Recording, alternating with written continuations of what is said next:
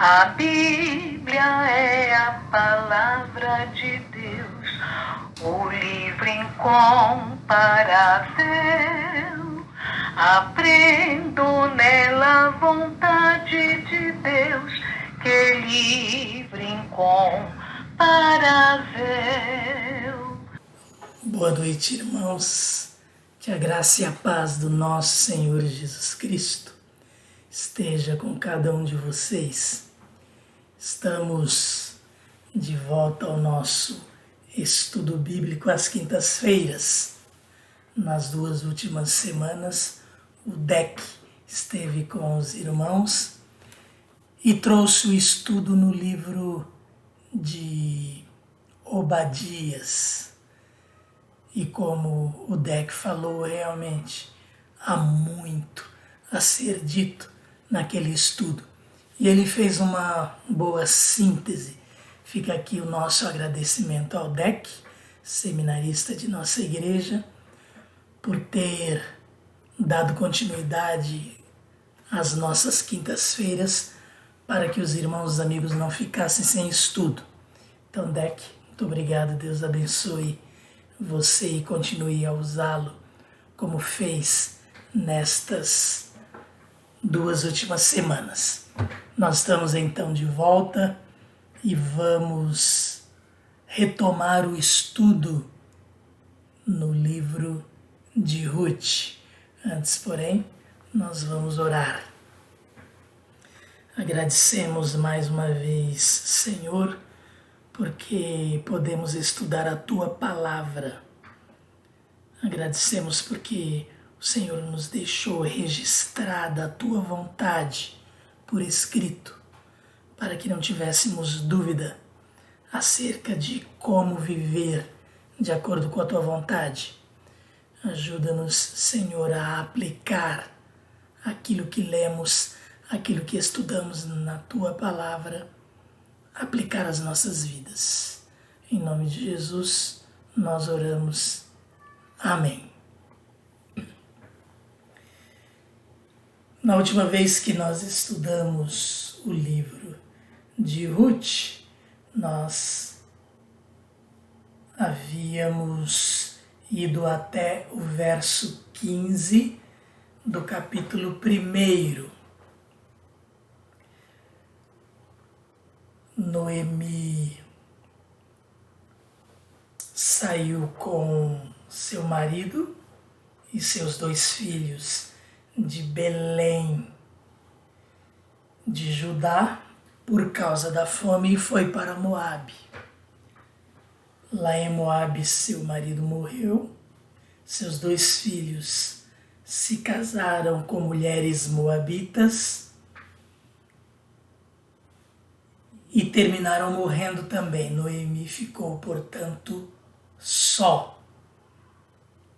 Isto passados 10 anos.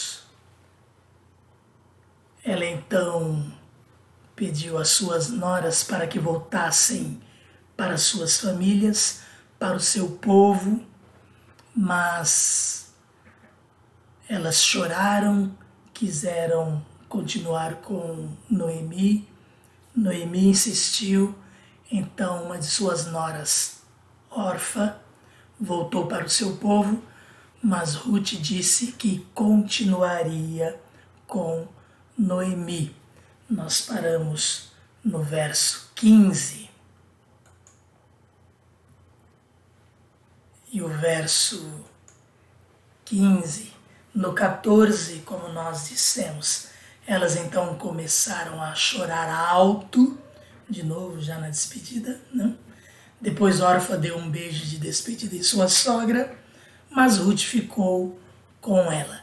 E o verso 15, ele diz assim: então Noemi a aconselhou, veja, sua concunhada está voltando para o seu povo e para o seu Deus, volte com ela.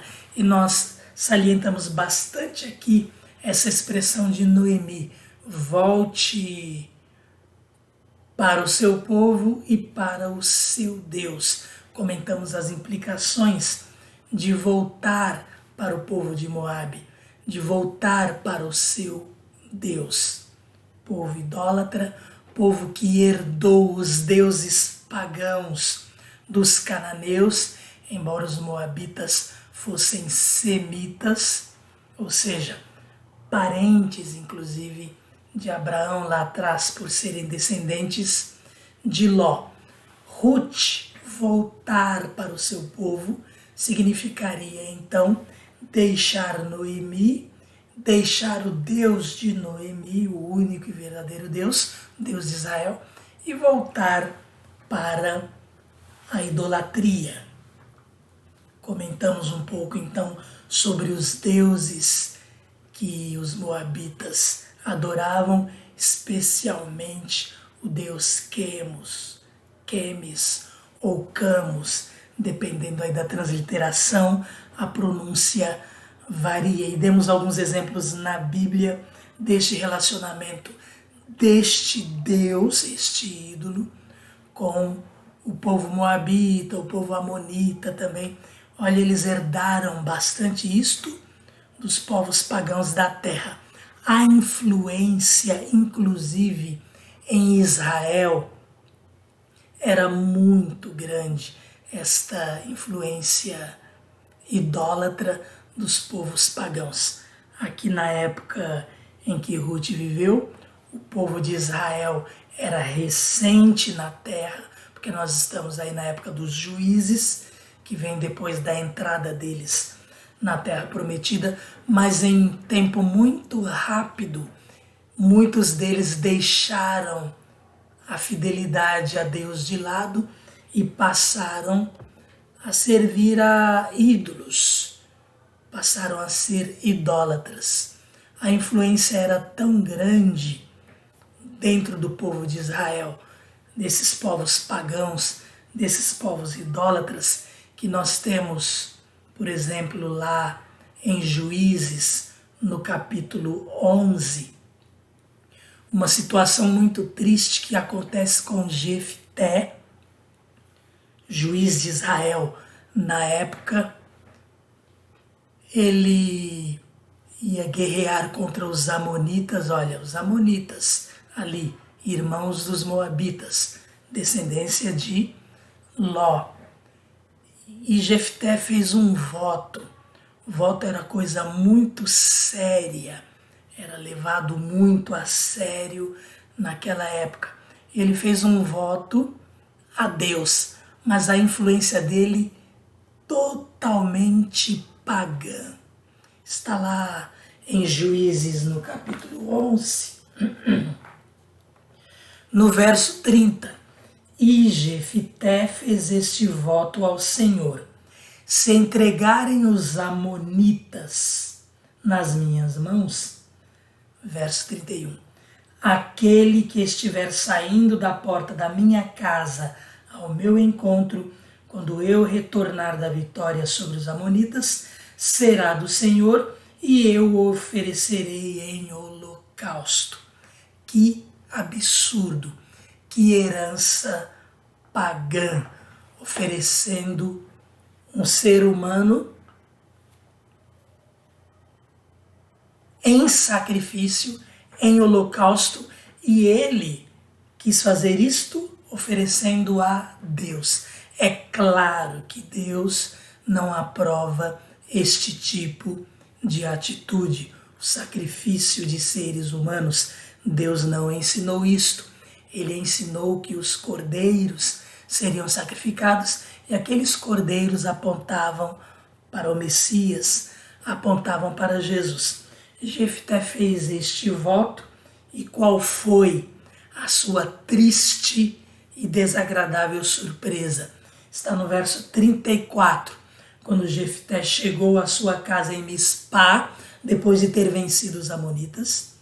Sua filha saiu ao seu encontro dançando ao som de tamborins, e ela era filha única. Ele não tinha outro filho ou filha. Quando a viu, rasgou suas vestes e gritou: ah, minha filha, estou angustiado e desesperado por sua causa, pois fiz ao Senhor um voto que não posso quebrar. Qual era esse voto? Oferecer em holocausto a primeira pessoa que viesse ao seu encontro. e a primeira pessoa foi seu próprio filho. E no último estudo que nós fizemos, nós demos o exemplo de um povo pagão. Aquele rei ofereceu seu próprio filho, herdeiro do seu trono, porque estava perdendo a guerra para Josafá e para o seu aliado lá, filho de Acabe. Então o que ele fez? Sacrificou seu próprio filho nos muros lá da cidade. Aquele era pagão, mas aqui nós estamos falando de Jefté, juiz de Israel. Percebam então a forte influência idólatra por causa da convivência dos povos vizinhos de Israel. Quando nós lemos esse tipo de atitude, nós entendemos porque Deus advertiu tanto Israel a expulsar todos aqueles povos da terra que Deus estava lhes dando. Ruth voltar para Moabe, portanto, significava voltar para ídolos, voltar a servir deuses falsos, deuses que não são verdadeiros. Então nós tínhamos parado aí no verso 15, mas não fizemos lá este comentário de Jefté, que eu coloco aqui apenas para mostrar a forte influência que os pagãos e suas religiões, seus cerimoniais, tinham na própria vida de Israel. Isso mesmo no período dos reis. Israel teve muito problema com a idolatria e por isso as 10 tribos foram destruídas, exterminadas, e as 2 tribos do sul, Benjamim e Judá, terminaram indo para o exílio. Castigo de Deus em virtude da idolatria e infidelidade deles ao único e verdadeiro Deus. Bem, Ruth então resolve ficar. Verso 15 nós lemos. Então Noemi a aconselhou: veja, sua concunhada está voltando para o seu povo e para o seu Deus. Volte com ela. Verso 16. Ruth, porém, respondeu: não insistas comigo que te deixe e não mais a acompanhe. Aonde fores, irei. Onde ficares, ficarei. O teu povo será o meu povo e o teu Deus será o meu Deus. Ruth nos ensina que a fidelidade supera as circunstâncias. As circunstâncias na vida de Ruth ali não eram favoráveis. Ir com Noemi, de repente, não seria favorável para ela. Mais favorável em termos de vida econômica, vida financeira, muito provavelmente seria voltar para o seu povo. Mas Ruth nos ensina que a fidelidade supera as circunstâncias. O que ela ensina para você e para mim? Que circunstâncias nós estamos vivendo? Nos momentos difíceis, nós somos fiéis a Deus ou nós o deixamos de lado, nós o desprezamos, nós reclamamos, nós murmuramos, tudo isso devido às dificuldades. Como podemos aprender aqui com esta gentia, com esta moabita que mostra fidelidade, lealdade, tanto à sua sogra como ao Deus de sua sogra. Então ela declara lealdade à sua sogra, ao povo de sua sogra e, mais importante, o Deus de Israel passa a ser o seu Deus. É muito possível até que já fosse, mas aqui ela toma esta decisão importantíssima, mesmo porque havia aquela dificuldade de os deuses estarem ligados à terra, estarem ligados às suas nações. Então Ruth decide ficar com Noemi, decide ficar com o Deus de Israel, o único e verdadeiro Deus. Ruth despreza as circunstâncias difíceis para abraçar Deus, o único e verdadeiro Deus. Verso 17. Ela continua na sua declaração de lealdade a Noemi. Então ela diz lá: aonde fores irei, onde ficares ficarei, teu povo será o meu povo e o teu Deus será o meu Deus. Onde morreres, morrerei e ali serei sepultada. Que o Senhor me castigue com todo rigor, se outra coisa que não a morte me separar de ti. Sem sombra de dúvida alguma, Ruth está certa da sua decisão. Ela diz: que o Senhor me castigue. Ruth era gentia e, ao jurar em nome do Deus de Israel lealdade para com Noemi, demonstra que reconhece o Senhor como o seu Deus. Esta é uma declaração de quem tem Deus como seu Senhor. Começa aqui a evidência da providência de Deus na vida de Noemi, na história de Noemi. Ruth era jovem e tornou-se o amparo de Noemi. Olha a providência de Deus. Noemi era idosa, não teria como se sustentar, não teria saúde, não teria forças para isto, mas a sua nora leal lhe garante este amparo. Na sua proteção, o Senhor levanta pessoas para nos ajudar, mesmo quando estamos amargos, que era o caso de Noemi. Nós aprendemos isto aqui.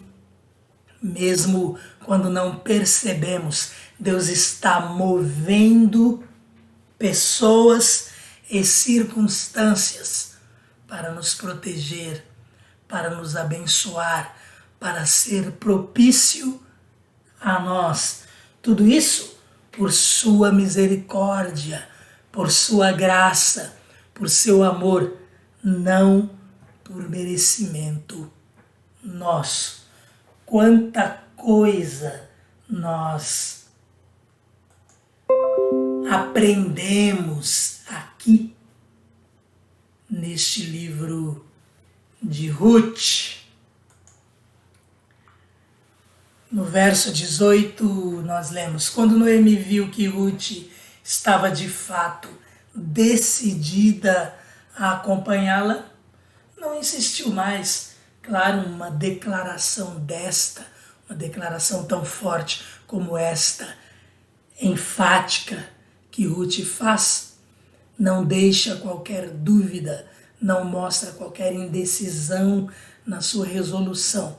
Noemi percebe isto. A decisão de Ruth vinha do coração. Ruth não tinha por que fazer média. Ruth não tinha nada a ganhar se quisesse simplesmente agradar Noemi, como dizem as pessoas aí, ficar bem na fita.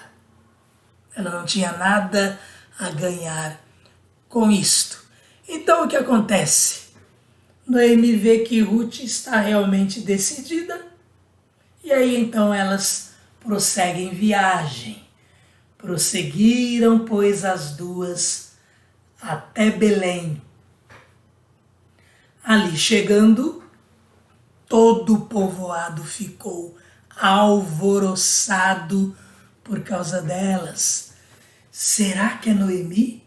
Perguntavam as mulheres. Então, o que nós temos aqui? Os costumeiros comentários de cidades pequenas sobre a vida das pessoas.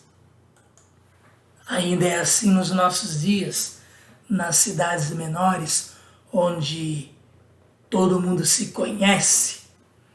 É praticamente impossível chegar a uma dessas cidades sem sermos notados. Na entrada da cidade, as pessoas te veem chegar. Se você é desconhecido por ali, as pessoas já ficam especulando e logo elas vão saber em que casa você vai bater, onde você vai entrar. E os comentários são muitos e logo muitas vezes já começam as visitas para se conhecer o estrangeiro ou os estranhos que chegam na cidade. Então nós podemos até imaginar aqueles comentários. É Noemi, ora, depois de mais de 10 anos, tendo perdido seu marido, seus 2 filhos, Noemi, além da idade, ela mostrava marcas do tempo e do sofrimento no seu semblante. Então, eles perguntavam, não é Noemi? E onde está seu marido? Cadê seus 2 filhos? Por que ela está chegando apenas com esta moça ou com esta jovem senhora? O que será que ela veio fazer? Cadê a sua família? Perguntas e mais perguntas, muito provavelmente elas fizeram. O relato bíblico diz que era este comentário, e aí fala, né? Como é que perguntavam as mulheres, muito possivelmente, porque os maridos estavam nos campos trabalhando e elas estavam ali na cidade cuidando dos afazeres da casa, da rotina diária, como era o costume na época. Diante dessas perguntas, no verso 20, nós temos lá, né?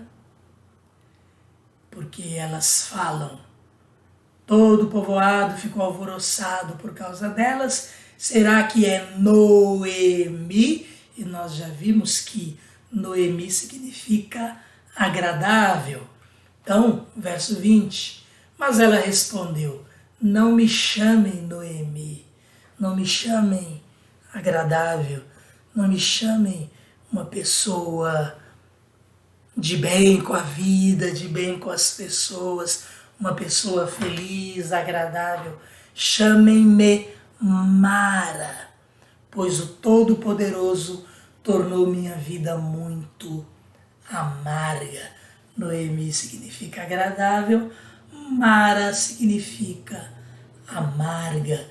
Então, Noemi, e era um costume da época, a pessoa, ela agia de acordo com o seu nome, os nomes eram dados às pessoas de acordo com suas características e personalidades. E Noemi então fala, não, eu sou Mara, eu não sou Noemi. Eu sou amarga, eu não sou agradável. E notem, no entendimento de Noemi, Deus a tornou amarga. Mais uma vez aqui podemos entender um pouco do entendimento da época. Se Deus controla todas as coisas, se Ele é soberano e coisas ruins acontecem às pessoas, qual era o raciocínio? Foi Deus que provocou isto. Deus não simplesmente permitiu, mas Deus provocou o mal, porque Ele está sobre todas as coisas. Ora, nós sabemos que Deus, Ele permite que coisas desagradáveis aconteçam nas nossas vidas, que problemas aconteçam. Muitos dos problemas vêm como consequência de nossas atitudes ou das pessoas que estão à nossa volta, mas outras circunstâncias, elas vêm para o nosso fortalecimento, para o nosso amadurecimento. Não era assim que pensavam as pessoas de antigamente. Era como, por exemplo, Noemi estava encarando a sua situação. O Todo-Poderoso, e olha como ela fala, aquele que pode tudo, ele tornou minha vida muito amarga. O que nós percebemos aqui nos sentimentos de Noemi.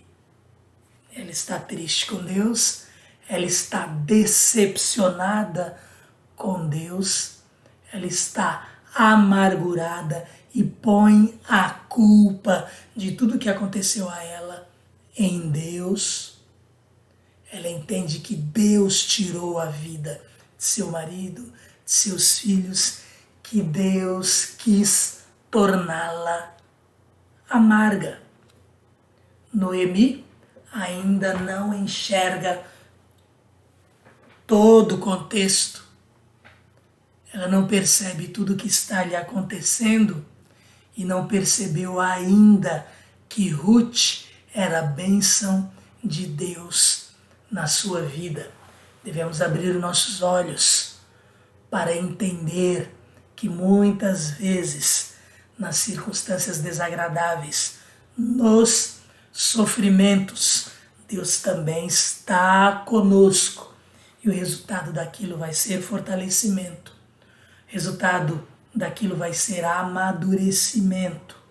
Nós seremos, ao final, abençoados. Devemos conservar a nossa lealdade, a nossa fidelidade ao Senhor. Verso 21. Ela continua aqui o seu lamento. De mãos cheias eu parti, e na história de Noemi, aqui no livro de Ruth, este é o ponto central do livro de Ruth, na história de Noemi. É isso que ela está falando. De mãos cheias eu parti, mas de mãos vazias o Senhor me trouxe de volta. Na verdade, ela não sabe ainda que Deus vai dar a ela a plenitude que ela tinha antes. Ela não enxerga isto. Na centralidade da sua história, ela vai, inclusive, do ponto de fracasso ao ponto de vitória, porque Deus lhe dá esta prosperidade. Então ela diz, de mãos cheias eu parti, mas de mãos vazias o Senhor me trouxe de volta. Eu fico pensando, de repente, Noemi, com o coração magoado, amargurado e ainda se sentindo humilhada. Saiu próspera, fugindo da fome, mas eles tinham recursos, sua família. E ela volta, como dizem alguns, sem eira nem beira. Ela volta sem recurso nenhum. De mãos cheias eu parti, mas de mãos vazias o Senhor me trouxe de volta. E aí ela fala, por que me chamam Noemi? Por que me chamam agradável? Por que me chamam feliz? Por que me chamam bem-aventurada? Por que me chamam bem-sucedida? O Senhor colocou-se contra mim. Todo-Poderoso me trouxe desgraça. Olha o nível da depressão de Noemi. Depressão. Aqui muitas pessoas nos nossos dias também são atingidas na sua tristeza, no seu lamento, ao não verem esperança, ao não verem perspectiva de saída para seus problemas, para suas aflições. No livro de Ruth, nós aprendemos que Deus está no controle e Ele age independentemente do nosso merecimento. Ele age porque é Deus misericordioso. Ele age porque é Deus de amor, Deus de perfeita bondade.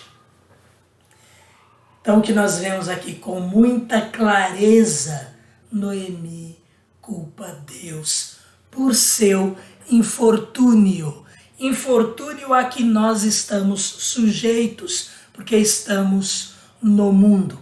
Porém, Deus é o Senhor das circunstâncias. Ele move as circunstâncias para que o seu propósito se realize e para que o seu propósito se realize, inclusive, nas nossas vidas. É o que nós vamos vendo aqui no caminhar da história de Noemi, de Ruth e de Boaz, que vamos mais à frente ver entrar nessa história aqui. Verso 22. Foi assim que Noemi voltou das terras de Moabe, com sua nora Ruth, a Moabita. Elas chegaram a Belém no início da colheita da cevada.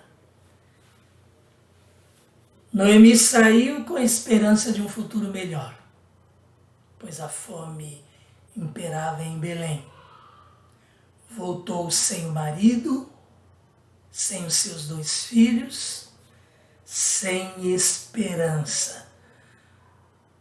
Às vezes nós pensamos assim, como Ruth, que nos versos anteriores que nós lemos aqui diz: o Todo-Poderoso tornou minha vida muito amarga, o Todo-Poderoso me trouxe desgraça. Final aí dos versos 20 e 21. Quantas vezes, de repente, nós também queremos colocar a culpa em alguém, até mesmo em Deus, porque alguém precisa levar a culpa. Mas que grande lição nós ainda tiramos neste verso 22. Vejam aí alguns aspectos. Este pequeno, porém rico livro de Ruth, que nos traz muitas lições, ele conta a história de Noemi, destituída de tudo, volta à plenitude. De Boaz, em virtude de sua generosidade, olha, Deus também premia, Deus recompensa, Deus vê, o mesmo Deus, inclusive, que também castiga. Às vezes os infortúnios vêm por causa de atitudes nossas que não agradam a Deus. Não é exatamente o caso de Noemi aqui, mas o castigo de Deus também tem o seu lugar. A disciplina de Deus também tem o seu lugar. Bem, de Boaz, o livro de Ruth conta a história de Boaz. Em virtude de sua generosidade, ele é recompensado por Deus com uma esposa virtuosa. Ruth, cujo significado é amizade. E, assim, uma amizade leal, ela demonstra muita lealdade. Boaz é premiado por Deus como uma esposa virtuosa, que é Ruth. Boaz, lembrem-se, filho da ex-prostituta Raabe. Olha como Deus trabalha na vida das pessoas.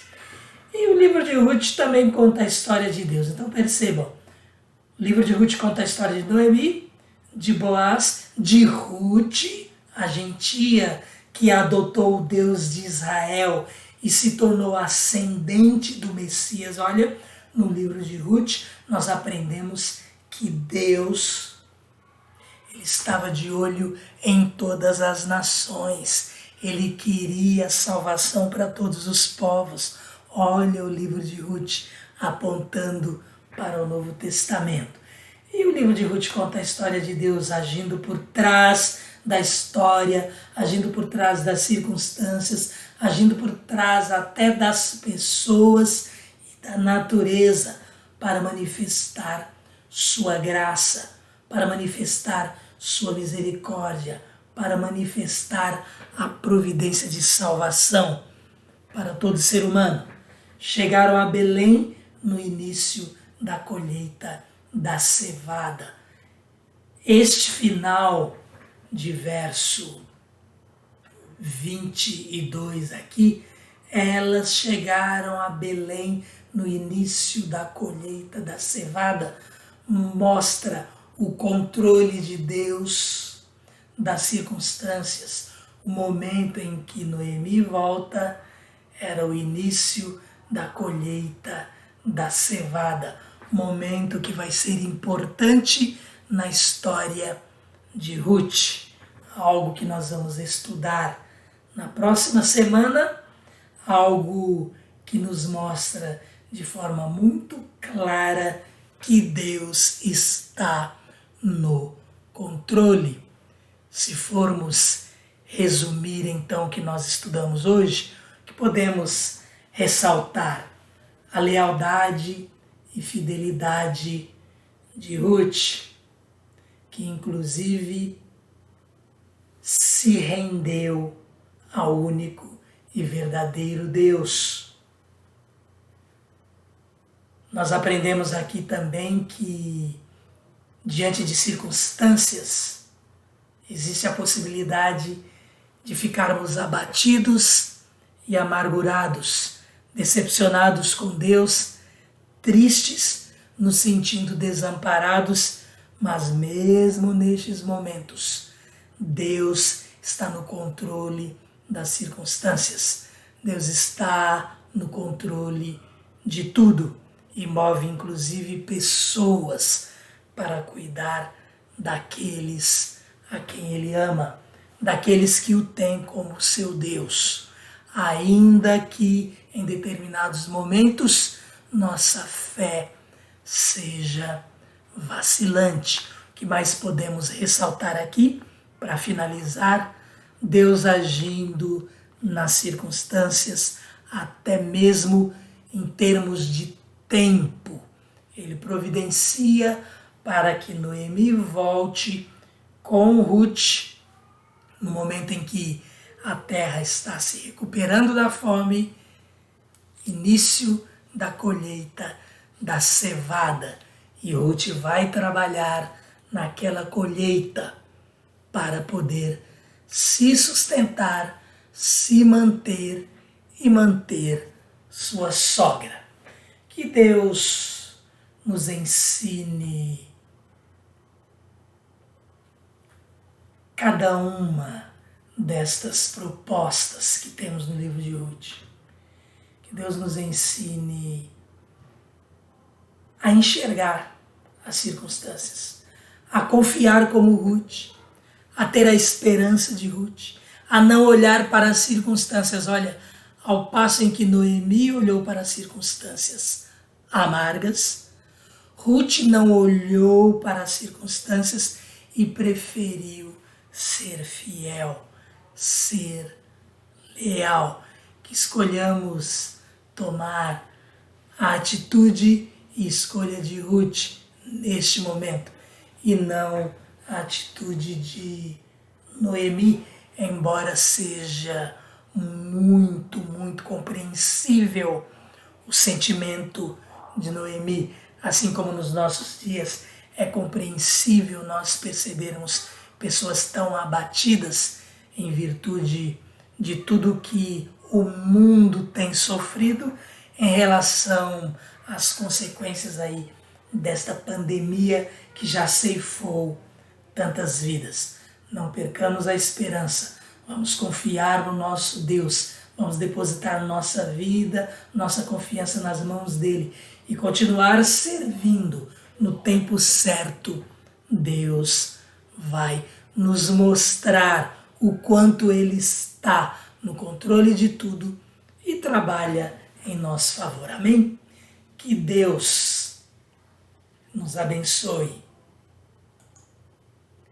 Que Deus fale ao coração de cada um e que possamos aplicar esses ensinos na nossa vida. Na próxima semana, vamos iniciar o capítulo 2, então, deste livro de Ruth. Vamos orar? Nós agradecemos a atenção, a participação de todos, especialmente dos nossos amigos, dos nossos visitantes. Deus abençoe cada um de vocês. Em Deus sempre há esperança. Nunca nos esqueçamos disto. Vamos orar? Obrigado, nosso Deus, porque o Senhor mostra a sua misericórdia, a sua compaixão, seu amor, sua bondade, sua graça para conosco. Ensina-nos, Senhor, a ver, a enxergar estes momentos e que permaneçamos fiéis a Ti, servos totalmente dedicados a Ti, à Tua obra, sendo instrumentos Teus, para que pessoas rendam-se aos Teus pés. Esta é a nossa oração, em nome de Jesus. Amém. Até a próxima semana, que Deus a todos abençoe. Perdido fui a palavra de Deus, o livro incomparável. Achei Jesus na palavra de Deus, que livro incomparável. Eu leio a Bíblia, a palavra de Deus, o livro incomparável. Eu amo a Bíblia, a palavra de Deus, que livro incomparável. Amém.